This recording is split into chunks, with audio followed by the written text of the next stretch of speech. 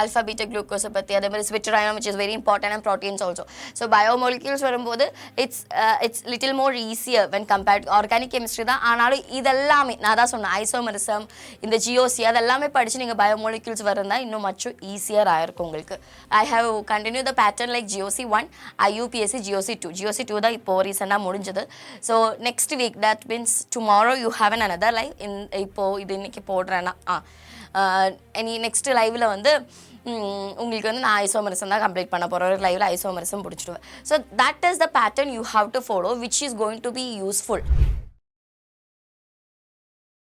Hello my dear students, welcome back to Vedantu NEET Vetri channel. நான் உங்களோட master teacher Anagha. So இன்றைக்கி நிறைய பேர் வந்து இந்த மாதிரி மேம் ஆர்கானிக் ரியாக்ஷன்ஸ் இல்லைன்னா ஆர்கானிக் கெமிஸ்ட்ரி வந்து உங்களுக்கு எப்படி மேம் ஆர்கானிக் கெமிஸ்ட்ரி இவ்வளோ ஈஸியாக நீங்கள் சொல்கிறீங்க, it's really difficult to think about it, இல்லைனா அது ரிவைஸ் பண்ணுறதுக்கு ரொம்ப டிஃபிகல்ட்டாக இருக்கும், ரொம்ப கன்ஃபியூசிங்காக இருக்கும், நிறைய ரியாக்ஷன்ஸ் வரும், நிறைய ரியாக்ஷன்ஸோட மெக்கானிசம் புரியணும், சில ரியாக்ஷன்ஸோட மெக்கானிசம் புரிஞ்சால் மட்டும்தான் அதில் வர கொஷின்ஸ் நமக்கு டீல் பண்ண முடியும். So how can we revise or how to revise is organic chemistry, அது எப்படி தான் நான் இந்த வீடியோவில் சொல்லிக் கொடுக்க போகிறோம். ஸோ உங்களுக்கு பேசிக்லி ஒரு 5 days நிறைய பசங்க என்ன பண்ணுவாங்கன்னா ஒரு ஜியோசி எடுப்பாங்க, ஜெனரல் ஆர்கானிக் கெமிஸ்ட்ரி எடுத்து அதிலே வந்து என்ன சொல்கிறது ஒரு 4 நாள் 5 நாள் அதிலே வந்து அது ரிவைஸ் பண்ணுறதுக்கே நீங்கள் யூஸ் பண்ணுவீங்க. அதிலே வந்து பார்த்தீங்கன்னா நிறைய ரியாக்ஷன்ஸ் இருக்கும். You have a lot of reactions. You will be like உங்களோட பிரெயினில் ஒரு என்ன சொல்கிறது நம்ம ஒரு பர்டிகுலர் ஒரு அரேஞ்ச்மெண்ட் கொடுத்தா மட்டும்தான் அது பிரெயினில் மெமரைஸ் பண்ண முடியும். நீங்கள் என்ன பண்ணுவீங்கன்னா அந்த ரியாக்ஷன் படிப்பீங்க, இந்த ரியாக்ஷன் படிப்பீங்க, அந்த ரியாக்ஷன் படிப்பீங்க, like we don't know what it's actually. நம்ம சும்மா ஏதோ பிரெயினில் வந்து கொடுத்துட்டே இருப்போம். கடைசியில் ஒன்றுமே நமக்கு வந்து என்னென்ன இருக்குது ஞாபகத்தில் வராது. கடைசியில் வந்து என்ன சொல்கிறது அது இதோட வருதா இது இதோட வருதுன்னு அது யோசிச்சுட்டு நம்மளோட டைம் மொத்தமாக போயிடும். Correct? So now, and also I have seen a pattern in the chemistry and for the NEET especially when I'm telling about this particular chemistry, organic chemistry, நிறைய வந்து உங்களுக்கு வந்து நிறைய ரியாக்ஷன்ஸ் வந்து தேவையில்லை. ரியாக்ஷன்ஸோட மெக்கானிசம் தான் உங்களுக்கு தேவை. ஹவு ஆர் ரியாக்ஷன் பேட்டர்ன் எப்படி வருது, எதில் வந்து வாட்டர் சில ரியாக்ஷன்ஸில் வந்து சேம் நம்ம வந்து இப்போ ஆக்சிஜன் ஒரு நியூக்ளியோஃபைல், ஆக்சிஜன் ஒரு நியூக்ளியோஃபைலாக இருக்கும்போது அதில் ஹைட்ரஜன் ஆட் பண்ணும்போது ஆக்சிஜனுக்கு பாசிட்டிவ் சார்ஜ் வரும். சில ரியாக்ஷனில் வந்து அதில் வாட்டர் எக்ஸ்பெல் ஆகிடும், சில ரியாக்ஷனில் வந்து H+ தான் எக்ஸ்பெல் ஆகிடும். அந்த ஒரு பர்டிகுலர் பாசிட்டிவ் சார்ஜ் கார்பனில் ஆக்சிஜனில் இருக்கிற அந்த பாசிட்டிவ் சார்ஜ் குறைக்கிறதுக்கு சிலது வந்து வாட்டராகவே எக்ஸ்பெல் ஆகி போகும் அந்த பாண்ட் பிரேக் பண்ணி, சிலது வந்து ஹைட்ரஜன் பிரேக் ஆகி போகும். ஸோ அது எதெல்லாம் ரியாக்ஷனில் எப்படியெல்லாம் நடக்கிறது இதெல்லாம் தான் உங்களுக்கு தேவை. ஸோ இந்த வீடியோவில் நான் உங்களுக்கு ஒரு 5 daysல இல்லை ஒரு மேக்ஸிமம் ஒரு 5 daysக்குள்ளே எப்படி வந்து உங்களுக்கு வந்து ஆர்கானிக் கெமிஸ்ட்ரி வந்து ஈஸியாக ரிவைஸ் பண்ணலாம் தான் சொல்லிக் கொடுக்க போகிறோம். So first one is how to revise organic chemistry. Okay, first one day 1ல வந்து let me tell you one thing my dear students, when you are starting also நீங்கள் படிக்கிறீங்களனாலும் இப்போ ரிவிஷன் இல்லை நார்மலாக நீங்கள் படிக்கிறனாலும் எப்போவுமே யோசிச்சுக்கோங்க ஜிஓசிலேருந்து ஸ்டார்ட் பண்ணுங்கள். ஜிஓசியில் நான் சொல்லுவேன் ஐசோமெரிசத்துலேருந்து ஸ்டார்ட் பண்ணுவேன் தான் நான் சொல்லுவேன். தோஸ் ஆர் ஸ்டடி இந்த கெமிஸ்ட்ரி ஆர்கானிக் கெமிஸ்ட்ரி, அது 11th இருக்கட்டும் 12th இருக்கட்டும் எஸ்பெஷலி ஃபார் த ரிப்பீட்டர்ஸாக இருக்கட்டும் ஐசோமெரிசத்துலேருந்து ஸ்டார்ட் பண்ணுங்கள். ஐசோமெரிசம் சொல்கிறது ரொம்ப பேசிக்கான விஷயம். நமக்கு என்ன கெமிஸ்ட்ரியில் நம்ம படிக்கிறனாலும் இன்டெப்த்தாக ஜிஓசி படிக்கிறனாலும் ஆல்கஹால்ஸ் படிக்கிறனாலும் இல்லை எல்லா ரியாக்ஷன்ஸ் படிக்கிறனாலும் அதில் இன்னொரு போர்ஷன் இன்னொரு சைட் வியூ சொல்கிறது ஐசோமரிசை பற்றி தான் நம்ம படிப்போம். ஸோ ஐசோமரிசம் நீங்கள் ஸ்டார்ட் பண்ணும்போது அதுதான் உங்களுக்கு இன்னும் ஈஸியாக உங்களுக்கு அந்த ஹோல் கான்செப்டே புரிஞ்சிடுச்சுன்னா ஜிஓசி படிக்கிறனாலும் இல்லை ரியாக்ஷன்ஸ் படிக்கிறனாலும் இப்போ கைரால் சென்டரில் இருக்கிற ஒரு கார்பன் கைரால் சென்டரான ஒரு கார்பனுக்கு வந்து அங்கே ஒரு ரியாக்ஷன் நடக்கிறேன்னா அதுக்கு 2 தரத்தில் இருக்கிற ப்ராடக்ட்ஸ் வரும் எக்ஸ்ட்ரோலியோ. இதெல்லாம் ரொம்ப பேசிக்கான விஷயம் which you have to study இந்த isomerism.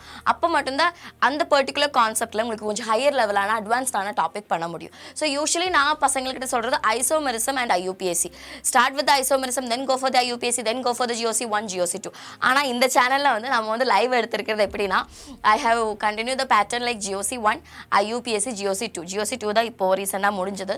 So next week that means tomorrow you have another live இப்போ இது இன்னைக்கு போடுறேன்னா நெக்ஸ்ட் லைவில் வந்து உங்களுக்கு வந்து நான் ஐசோமரிசம் தான் கம்ப்ளீட் பண்ண போகிறேன் ஒரு லைவில் ஐசோமரிசம் முடிச்சிடுவேன். So that is the pattern you have to follow which is going to be useful. Okay, so GOC isomerism அதில் ஜிஓசியில் ஃபஸ்ட்டில் உங்களுக்கு தெரியும் inductive effect, mesomeric, hyper conjugation, resonance. ரெசோனன்ஸ்லேயே வந்து aromaticity that is very important. And on the basis of that the acid strength, basic strength, SN1, SN2 that is comes under the category of GOC2. CIP rules, ஐசோமரிசத்தில் வந்து dextro, லீவோ, S R enantiomer, metamerism, all these are comes under the category. So day 1 la and the basics neenga cover pannikka try pannikonga.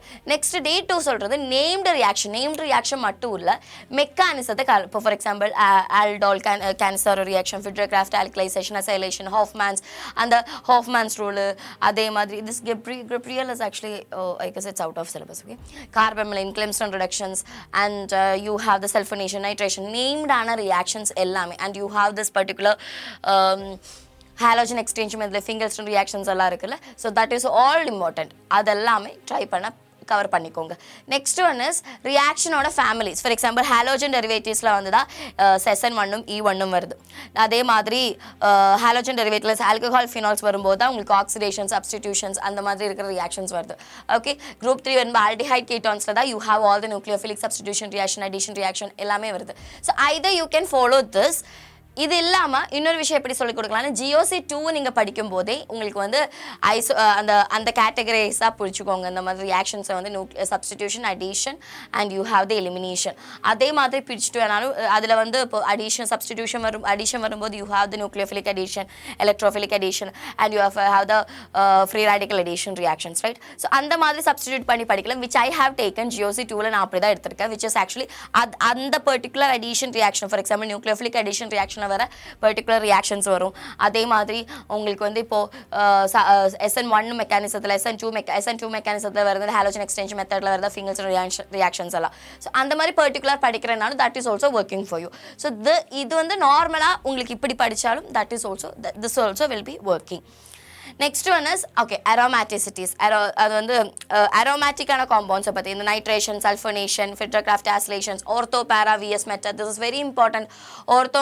orthopara அத பத்தி படிக்கும்போது அப்ப நீங்க அது connect பண்ணும்போது உங்களுக்கு வந்து ரெசோனன்ஸ் இருக்கு, மெட்டாமெரிசத்துல ரெசோனன்ஸ் மெசோமெரிக் எஃபெக்ட்ல அது வரும், not metamerism, mesomeric effect.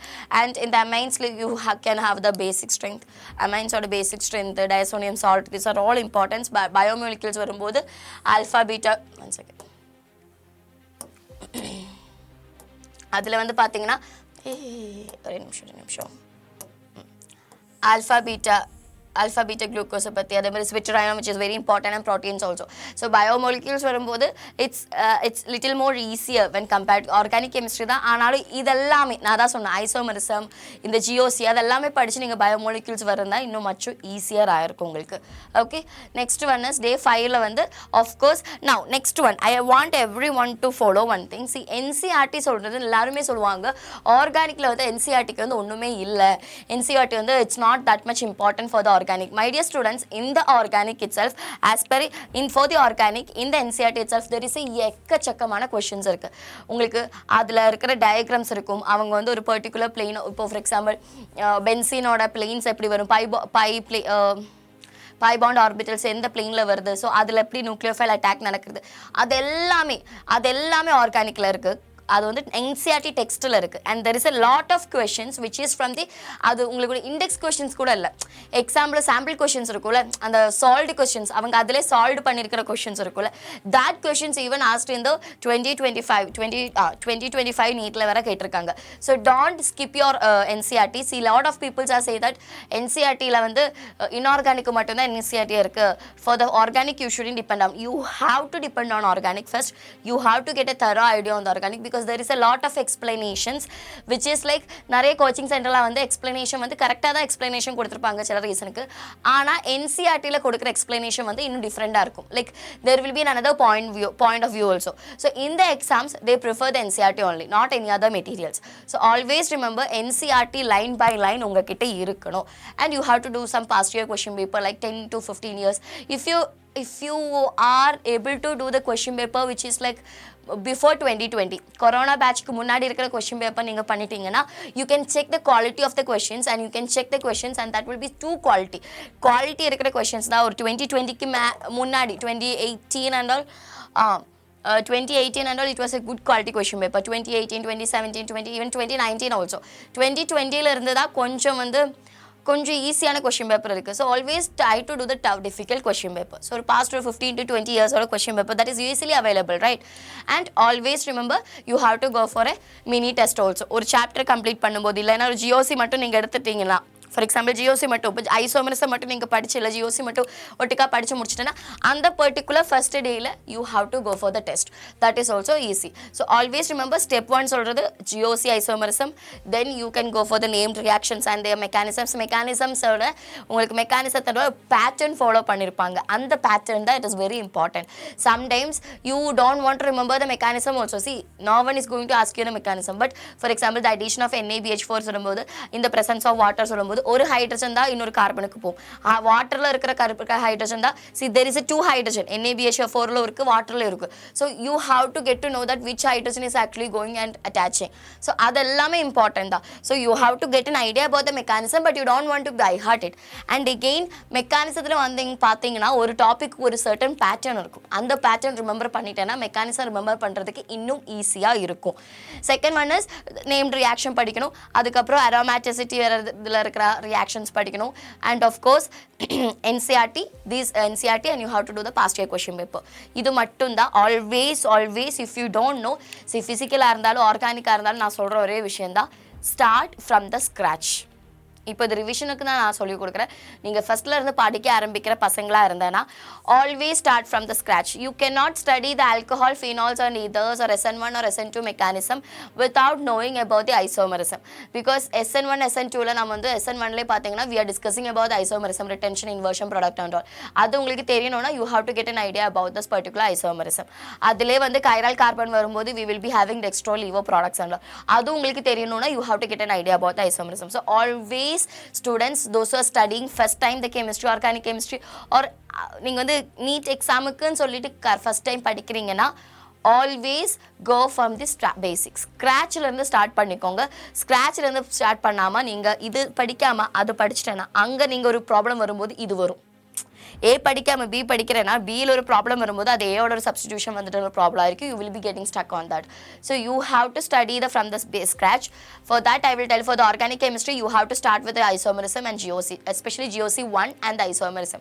GOC 1 சொல்கிறது இந்த inductive effect, mesomeric resonance, ortho para அதெல்லாம் the GOC 1ல இருக்குது. and the isomerism is very important. you cannot skip that. okay, in physical chemistry வந்து பார்த்தீங்கன்னா I always prefer to start from the mole concept, some basic concept of chemistry. அதுதான் base. அந்த சாப்டரில் നിങ്ങൾക്ക് வந்து moles எப்படி எழுதுறதுன்னு இருக்குது, அதில் வந்து லிமிட்டிங் ரியாக்ஷன் எப்படி கண்டுபிடிக்கும் எல்லாமே அந்த சாப்டர் இருக்குது. அந்த சாப்டர் உங்ககிட்ட தரவாக இருந்தேன்னா half of the physical chemistry is done for you. அதே மாதிரி ஆர்கானிக்கில் வந்து ஐசோமரிசம் GOC 1 ஸ்டார்டிங்கில் இருந்தால் மட்டும்தான் உங்களால் மிச்சம் இருக்கிற எல்லா நேம்ட் ரியாக்ஷன்ஸும் உங்களால் படிக்க முடியும்.